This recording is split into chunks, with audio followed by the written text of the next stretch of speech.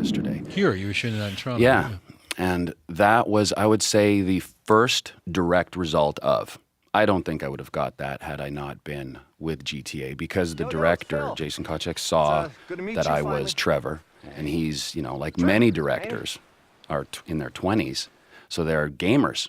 And they're, if nothing else, they're like, I just want to work with this guy. Wow. Even if he's a terrible actor, this is Trevor.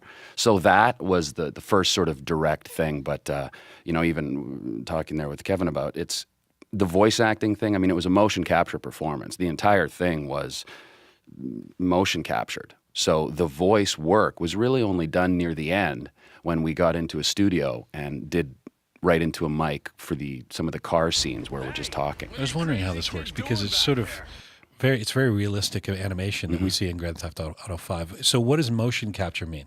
Motion capture is you're basically in almost a spandex suit that you wear, which is for some flattering and for others not so flattering because there's nothing really to hide. And you're covered in these reflective balls, essentially, all over, these little tiny, like marbles, all over you. On your head, you have a helmet, and you've got these bars with a bright light and a camera right on you. So that's right in your face. So even when you're talking, like if we were doing this scene motion capture, we would be suited up, we would be in seats, we'd have a table, we'd have a mic, and we'd be talking to each other through these sort of, bars and cameras. And then we've got our fingers, we've got our toes.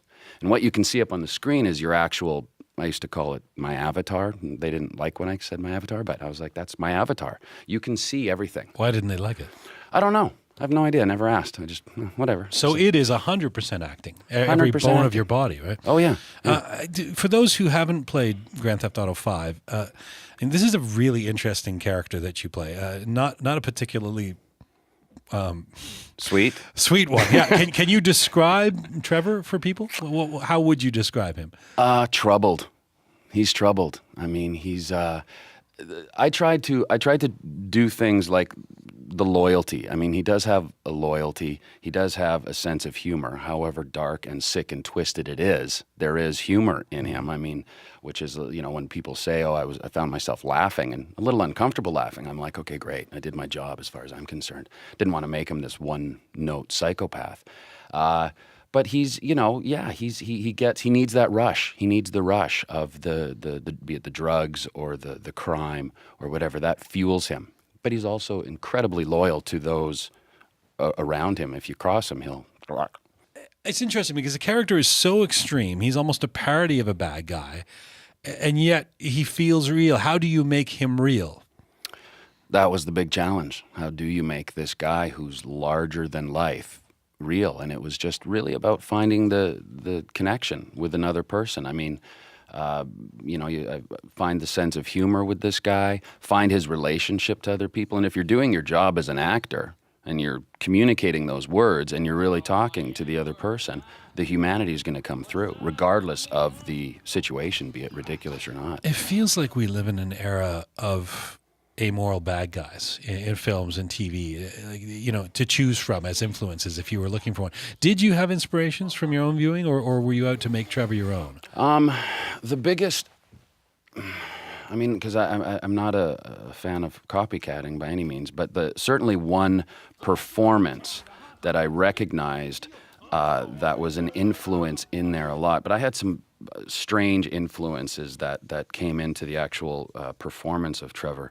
But Tom Hardy in the movie Bronson, the movie itself, that sort of glorified, I felt, this terrible man, Bronson. I loved the film, but it was somewhat of a glorification. But that performance that Tom Hardy gave had that larger-than-life theatricality to it, but there still was this humanity and sense of humor, even though I didn't like the guy.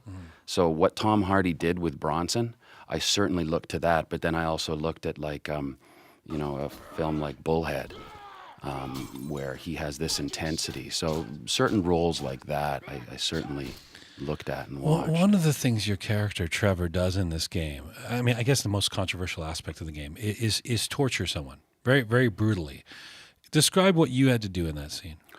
That one was just purely, all I really remember was the technical shooting of that. I mean, you know, the only difference with all these mediums, TV, film, theater, video games now, is the technical aspect. So to film that, I just had to be aware of, you know, we had different sort of instruments, and the actor sitting in the chair, you can't, for lack of a better word, touch balls or cross balls because then the animators can't animate it. So you have to be very aware of where you're interacting with the person. So in that particular scene, and then you have dialogue.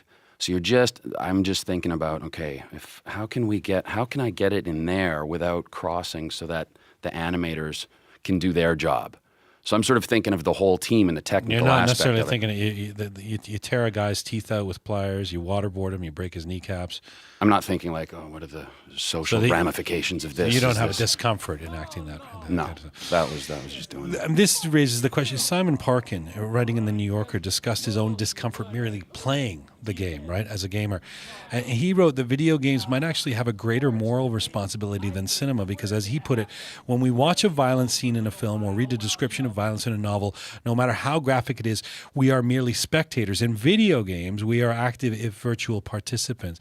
What do you make of that? Do you think video games should be judged with a higher moral bar than other art forms? No, because I think, you know, the torture scene is no better or worse than what you see, even like what Breaking Bad does. I mean, there's even on television now, forget the cinema, what we see on TV is getting more and more graphic and more violent.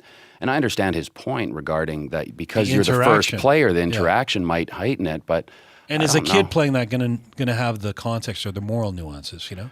I think if the kid has good parenting, I mean, I'm kind of old school with the idea of if you have parents that communicate. Now, again, okay, what if you don't have the parenting, you don't, but it's not the video game's fault. It's just like video games don't cause violence any more than the heavy metal music causes violence. I think that whole argument is like those are people that sit back and probably don't do anything about it. You know, you got to participate. I mean, if you have a child playing these games, talk to your child. Why do you like watching this? What's exciting about this? And it's that is the problem. I think the human communication needs to strengthen and quit worrying about.